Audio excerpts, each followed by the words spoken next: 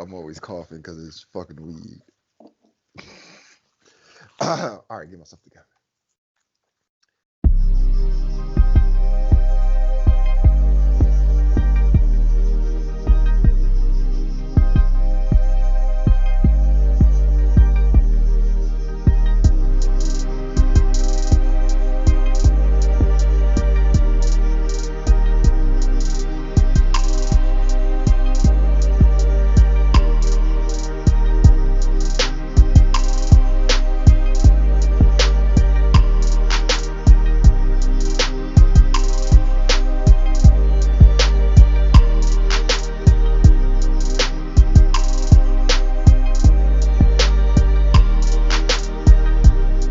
Gentlemen, heels and heelettes, welcome back to another episode of Blunt Impact. We are the Pot Heels. I am your boy Chris G.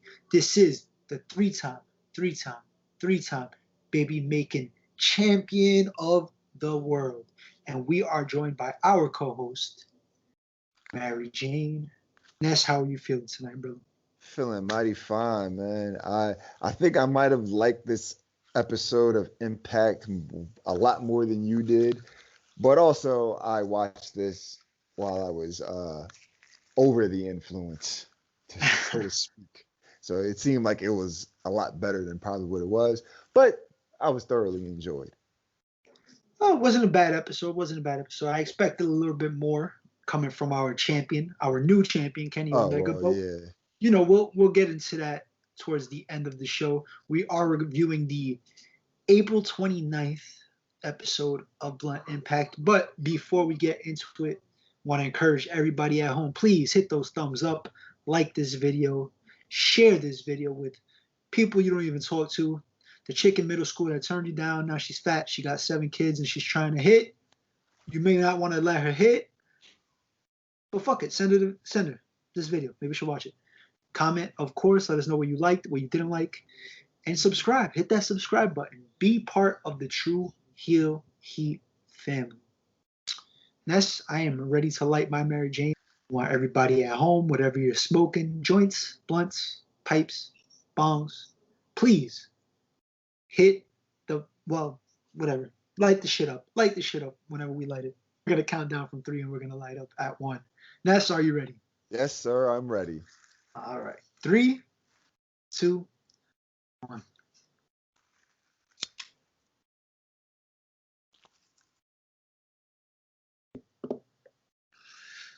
All right. We're going to start off the show. Of course, we get a recap of Rebellion.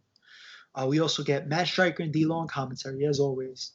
Well, we get Scott D'Amore addressing the locker room in the back. Everybody wants to know where's Kenny.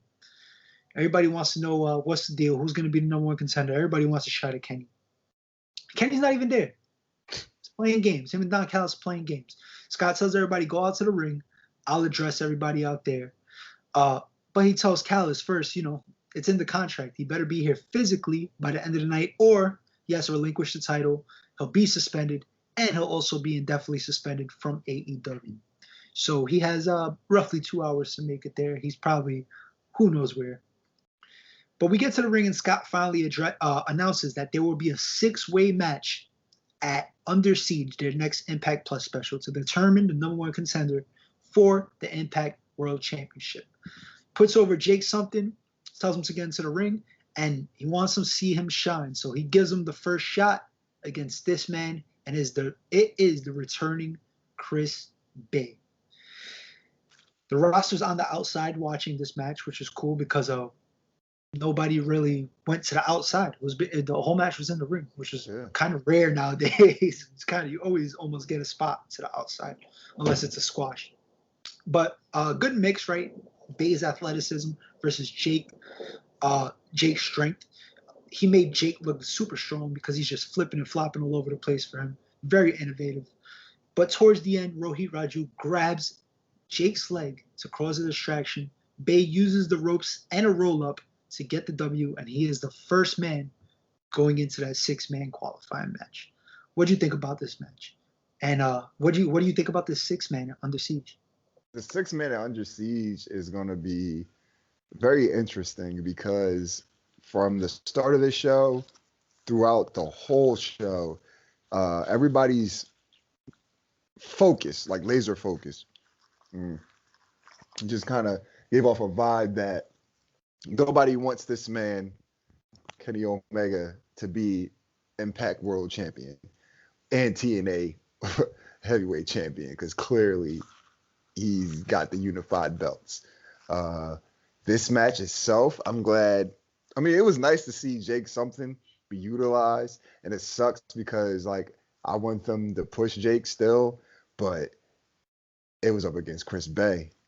And for everybody that's watching, hey, sorry, Jake, you got to take that L, because my boy Chris Bay finally returned strong, returned with a victory. And I already know that this 6-man, whatever it's supposed to be, scramble, elimination match, whatever the case may be, it's already starting off on a good note that Chris Bay is in it, because I already know he's going to turn up. Hopefully, I wouldn't mind. I don't know if he's going to win. I got to see who the other competitors are, but I wouldn't mind, or I'm hoping that I get to see a Chris Bay versus Kenny Omega match somewhere down the line. But yeah, like I was saying, that I like that the energy that the Impact locker room is showing at the moment, because of the fact that an outsider came in and got their top title, and like everybody they have their own beefs, going on within, their own feuds and stories and things of that nature. But the fact that they can all find solidarity against Kenny Omega, Don Callis and the Good Brothers, that's the fire that the rest of the Impact locker room needed and now has lit under their asses. Yeah, it was definitely a fire that they need. Hopefully it leads to some more hostility between these two brands, but we'll see down the future. We have another qualifying match. This one is between Brian Myers and Mackadona. It's a rematch from Rebellion. We start off hot. Matt Cardona's not wasting no time. He's pissed at Brian Myers for what he tried to pull at Rebellion. But Myers ends up dominating pretty much the whole match until we get to the end. He tries to hit the weak-ass roster cut, but Cardona counters with radio silence and gets the 1, 2, 3 for the win. So he is your second man inside in the 6-man match for the number 1 contender spot. I like this. I like the match. They told a nice little story. They didn't get a lot of time, but it was cool. Brian Myers looking better and better. Cardona always pulling out. He has the most perfect tan in wrestling. I'm sorry. He is borderline Puerto Rican with that tan, right? But just good shit between both guys. I'm not disappointed between the exchanges that they've given me so far, and I'm happy to see Cardona, I guess, get a little spotlight in the main event in this company. So, what do you think about this match? Yo, so this is going to sound crazy. I thought that Brian Myers wrestled his best match at Rebellion on Sunday. That has quickly changed. I think this was Brian Myers' best match in Impact.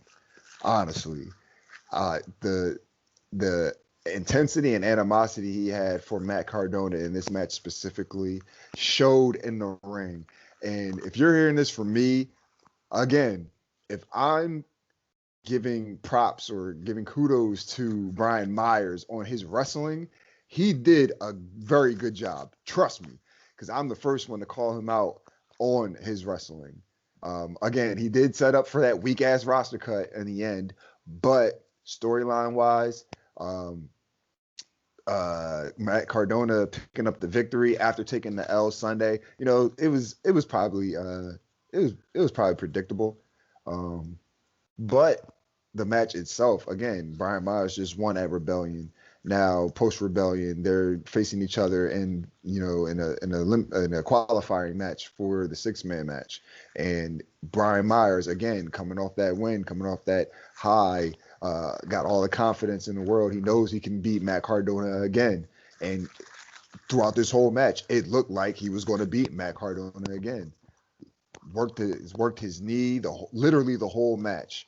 And I think that's why I like this performance and this showing from Brian Myers so much because the psychology in the match, what he was really doing, like he was really going to work on that knee, doing just attacking it, putting him in different submissions, and I I gotta give Brian Myers props, man. He looked very good in this match, but it wasn't his time to pick up the victory.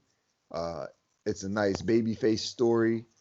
It also carried for Matt Cardona. It also carries over into the next round. That knee was worked on so badly. I think that he'll probably lose his next match, and it'll probably be because of his knee. Or that's just I'm not gonna big book it. I'm just throwing that out there. That's just a random thought. But yeah, this was a good match, man. I really like this match. And I don't say that too much about Brian Myers matches. Honestly, I wouldn't mind big booking that because I was thinking the same thing when it comes to Matt Cardona's knee, when it comes to the match. But I agree. Brian Myers, he looked better than Rebellion, and that's good. That means he's starting to be taken serious, I guess. We have one more qualifying match, but that is the main event, so we will save that for later. Next up, we have Taylor Wilde in the back. She returned after a decade. This is her first official match back in Impact. Tenille and Kayla with a K interrupt, and Tenille's been looking for a partner this whole time, so she's here to become Knockouts champion. Taylor is, but Tenille thinks she's talking about becoming tag team champions. Tenille and Caleb don't get it; they're fucking dumb. Mm-hmm. But Deonna Perazzo, we cut to her. She's with Kimberly and Susan. She's having an interview. They mentioned Taylor Wilde in her return, and Kimberly ain't having it. She said she's gonna teach her a lesson later on in the night. Deonna says, "You got this, girl. I'm gonna hang in the back. You take Susan with you. Do what you got to do." Deonna takes exception to the fact that Gia Miller asks why she's hanging out in the back. She gets defensive when she's being questioned. She's approached eventually by Havoc after spewing all this bullshit that she beat everybody in the division. Havoc sizes her up, and Deonna looks nervous. So it looks like we might have that next. Kind of looking forward to it. Be a nice mesh of styles. But finally, we get Kimberly with Susan versus Taylor Wilde. Solid return match. A lot of submission attempts from Taylor. Kimberly just underrated worker. She doesn't get a lot of love, but she really move. Doesn't. She really doesn't. She can move. Susan hitting her with the shoe when the ref's not looking, like a piece of trash. But Lee dominates most of the match while just trying different submissions. Eventually, she gets the Indian Deathlock, or a modified version. It looked funky, looked like it hurt. The only gripe I have was it was way too close to the ropes, and she could have easily just put her hand out and grabbed the ropes. But instead, she tapped at an awkward angle. The ref calls it, and Taylor gets the win on her first match back in Impact. Susan post-match beats her down. Taylor fights back. Tenille comes out to make the save. And she's trying to get her arm raised. She's delusional. She's trying to become a tag team with Taylor Wilde. I don't think it's going to happen. It might. Who knows? I'm a little interested now. I thought this was solid. This was a solid way to introduce Taylor Wilde back into Impact. So what do you think about all this? Yeah, man. I don't really remember Taylor Wilde from like what she did before or just her run before. But I was thoroughly impressed with this performance tonight. She honestly didn't look like she lost a step at all. They both went out there, had a good match. Like you said, Kimberly is definitely so fucking underrated, man. I wish more people would like talk about her as well, because she's definitely a good worker. She can sell her ass off. She can do everything that you need her to do. And just wish you got more praise. And this is a sleeper match on this episode of Impact. This was definitely a good match between these ladies. I honestly want to see more of Taylor Wilde. I know her and Deonna are going to clash at some point. I had stated on the Rebellion roundtable that I don't want her to be the one to take it off of Deonna. It's probably going to happen anyway. I would love for Deonna to retain and just, keep reigning in her reign of dominance. But I don't know, man. Taylor Wilder looked all right. I gotta see more. I might be okay with it if she does pick up the title because, like you said, Deanna's beating everybody. She's about to beat Havoc. She's baked. I don't even need to bake book that. She's definitely beating Havoc. So when she gets to Taylor Wilde, probably at when's what's her face? Havoc and are they even having a match? Is it official? No. No. But I'm sure we'll see it soon. They'll probably be at like Under Siege or some shit, or maybe next week. Who knows? Next up, we have a rematch for of some sorts, X Division Championship. It is Ace Austin with Madman Fulton going up against the new champion, Josh Alexander. Good fucking match. It's the only way I can really. This is the fucking match of the night. Just that's a spoiler. Yeah. Ace Austin's offense is very innovative, very smooth, a little flippy, but it's cool. I like it. And Josh Alexander just knows how to work. Just knows how to sell. His strength against Ace's smoothness it makes for a good match. They have really good chemistry, these guys. A lot of counters, just fucking sick spots. At one point, Josh Alexander has like a power. They were fighting back and forth on the apron, but he picks up Ace in like a power slam position and just drops him on the apron while he goes down. Yeah, just good shit all around. Madman Fulton eventually tries to interfere, but he does not succeed, and Josh Alexander gets the ankle lock on Ace Austin. He gets the win. He defends it. There was a spot where Ace Austin pulls out the card like he usually does, gets in between the fingers of Josh Alexander. Ref, that's a foreign object. What the fuck are you watching? Like, come on, man. At least warn him. Warn him about some shit like that. But now, all jokes aside, really good match. I enjoyed it. How'd you feel about this? Yeah, this was a great fucking match. Probably my match of the night. My favorite match on the card. There was a lot of innovative offense. Just the back and forth between Josh Alexander and Ace Austin, just like they're in their own styles, what they bring to the table. That power slam on the apron was fucking vicious. My back started hurting after I seen that shit, bro. Like, that shit was crazy.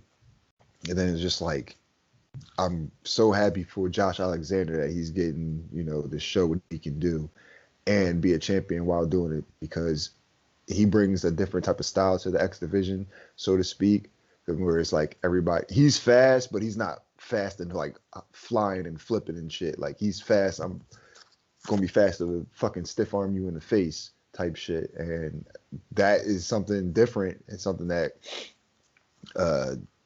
meshes with other, like the high flying and, the spots and things of that nature. But, Ace Austin, he's definitely still going to be, around, but I think it is Josh Alexander's time. And shit, I can't wait. I want to see him versus Chris Bay next, honestly. Now Bay's back. Shit, let me get that next week if possible. I don't even fucking care if there's a ranking system for who gets a title shot. Just give me that match ASAP. I hope eventually, if it's given enough time, who knows how long this is going to go with Kenny as champ. But when you are X Division champion, you do have the option of cashing in the title basically and getting a shot at the World Championship. So I would not be opposed to Josh Alexander doing that, vacating the X Division title and having a match with Kenny Omega. I think that would be cool. Yeah, that'd be tough. Yeah. So, that would be, and then, oh my God, that would be. It leaves the X Division wide open. You got guys like Ace Austin, Chris Bay. It's in good hands. So, just a thought. Oh, well, we didn't get there yet. Oh, we will get there. That's probably we're gonna get there right now, actually, because before we get to the main event, we're just gonna run through a few segments. So feel free to chime in. We get Sam Beale versus W Morrissey, or as I like to call him, just Morrissey. Morrissey, yeah. Squash kills Sam. But he cuts a little promo after, or before actually, where he talks about Wrestlers are pieces of shit, basically.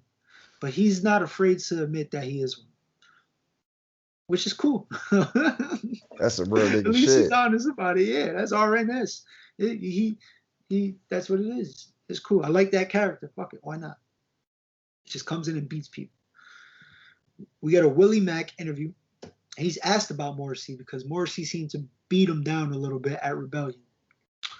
Mack said he's going to take care of business. So he challenges Morrissey to a match at Under Siege.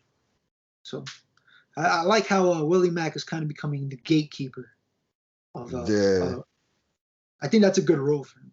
Well, yeah, he did allude to that in the interview. You know, he was like, "Yeah, I don't know what everybody's saying or some shit like that." He was just like, "I guess when these new guys come in, they come straight to me." So, like, look, they know that you're Impact. You know, they know that you're a staple in the company. So they need to prove themselves to themselves, to you, to the fans, to the Impact, management, that they're better than you and they could take your spot. So, I mean, hey, it's either you step up and you knock them down or they step up and knock you down. So, man, this motherfucker spitting. We get a flashback moment. It's Rebellion 2019. There's a 6-way match. Ace Austin versus Jake Chris versus Prince City. But that's what it said on his tights. I don't remember. I don't know. Versus Eddie Edwards before he turned super crazy. Yeah. Versus Cousin Jake versus Petey Williams. Yeah, that happened. He hit Jake with the Canadian Destroyer. And Ace Austin stole the win, that piece of shit. The more things change, the more they stay the same. Hell yeah. We also get Scott D'Amore. He gets interviewed about Kenny Omega. He's reassuring them, like, Kenny has to come, blah, blah, blah. But then Moose interrupts. We get a Moose appearance. And he asks, why you got to go through this? Like, why are you putting me in some type of 6-man shit, man? Just give me what's rightfully mine, which is a title shot. I'm the 5-tool player. Scott D'Amore kind of pokes fun at him and grabs him by the collar. But James Storm interrupts. And looks like he's going to dance with Moose next week. Gives him 2 lunch bags because he wants them to eat up. It's going to be a long night, a long night ass whipping, something like that, something along those lines. But James Storm's just being James Storm. And we'll have that match next week. That will be a qualifier match. And then fucking Moose gave Scott D'Amore the bags of food. I was like, yeah, that's fucked up because he's fat, ain't it? He's chubby. Scott got a little chubbiness too. And I thought Scott was gonna be like, look at it and be like, fuck it, and just walk off with it. That's what I would have did that. And finally, we get an El Phantasmo vignette. He is coming straight from New Japan, either the West Coast or the Super West Coast, depending on how you look at it. I don't know where he's coming from, but he's coming, and he's repping Bullet Club with him. Looks like he'll be having some nice X Division matchups. I would like to see him versus Chris Bay or Ace Austin or even Josh Alexander. Yeah, it don't even matter. You know who they need to start using in the X Division? Fucking Black Taurus. Like, all right, I know they got the Decay and, you know what I'm saying? And they're doing that whole thing. I guess they're trying to build a Decay back up. But they could have them do singles matches or at least have him do singles matches. Like, he would tear shit up in the X Division. I mean, but they just got doing tag matches against the Good Brothers and fucking Triple XL. Like, all right, it's enough of that shit.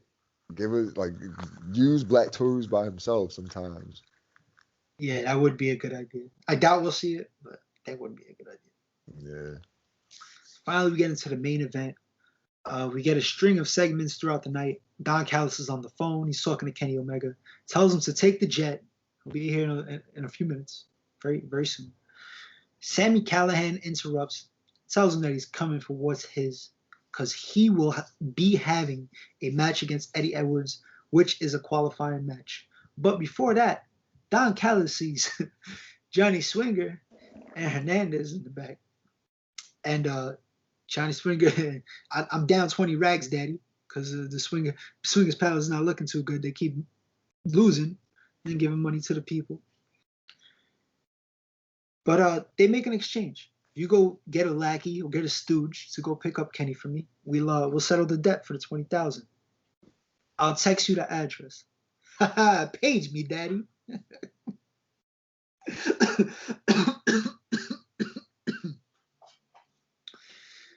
Fucking pager. What is this? 1998. Oh, you gotta love it. Gotta love it. But finally, we get the main event. It's Sami Callahan versus Eddie Edwards. It's a nice back and forth to start. These guys have, I think this is their like 489th match against each other in the last 3 years alone. But yeah, basically, you know what to get. You know what you're gonna get between these two guys. They're gonna hit each other hard. They're gonna hit each other fast. Sammy's dominating after a commercial break. Eddie finally makes a comeback, but in comes the new world champion, Kenny Omega, with the Good Bros. They beat down Eddie Edwards. They're about to beat down Sami Callahan, but in comes Finn Juice to make the save. But then they get beat the fuck up too. And Don Callis. It's true. It's true. And Don Callis says, you want your champ? This is what you get. He came just in the nick of time, so he keeps his title. He doesn't get suspended. But, yeah, scumbag shit. I particularly wanted to see where we go from here with Kenny the most. And I feel like we got minimal of that, which is fine. I understand they're trying to build that. But it'll kind of brought the episode down for me a little bit. But other than that, solid episode of Impact. What'd you think about the main event and Don Callis? Excuse me. Yeah, so like you said, Eddie Edwards versus Sami Callahan.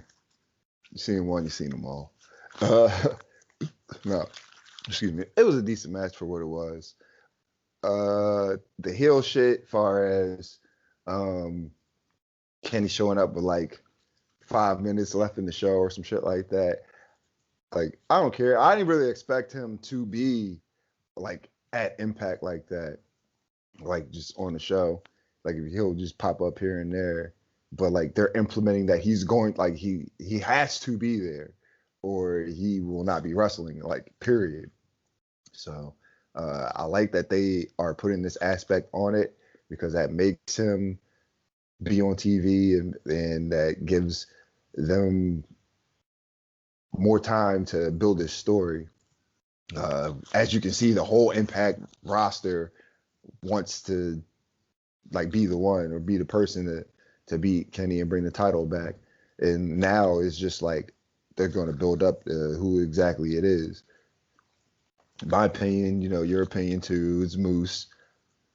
I just want to see Kenny have matches with a bunch of people before, whoever takes it and brings it back to bring the title, the unified titles back to Impact. Like just let him have a nice little run. Yeah, I definitely agree with that. I'm sure we'll get a couple dream matchups that we want to see. But at Under Siege, it will be Finn Juice and Eddie Edwards versus the Good Brothers and Kenny Omega in the 6-man tag. So we got that to look forward to. But overall, solid episode of Impact Wrestling. Looking forward to next week. Ness, where can we find you? You guys can follow me on Twitter at Skinny_Kravitz. You can follow me on Instagram at Skinny__Kravitz. And you can catch me on the True Ill Heat YouTube channel. One half of Blunt Impact and Justin Jabroni's with my man Chris G. We form the Pie Heels. One half of Fusion of Honor. With my man is Stat King, the man of 1,004 numbers, where we review MLW and Ring of Honor. I am 1/3 of NX3 with my man Chris G and RAC Bars. And the Roundtable Rebel, catch me on the Roundtables. And as always, you can hear my illustrious voice on True Toxicity when we start back up again. We're on vacation right now. We'll be coming back soon though. Yeah, we put up a good 20-something episodes. We need to take a breather, just regroup, and bring that fire back eventually. But you could also find me at True Heel Chris G, of course, here on the True Heel Heat YouTube channel. Blunt Impact, of course, with the 3-time baby making champion Ness. We also do joints and jabronis. You could also find us on NX3, and you could hear us on True Toxicity. So, for the three-time baby making champion Ness, for our co-host Mary Jane, I'm your boy Chris G. We will see you guys next week. Thank you for watching. Like, share, comment, subscribe. Tell your mother about us. We love her, and we love you too. Peace.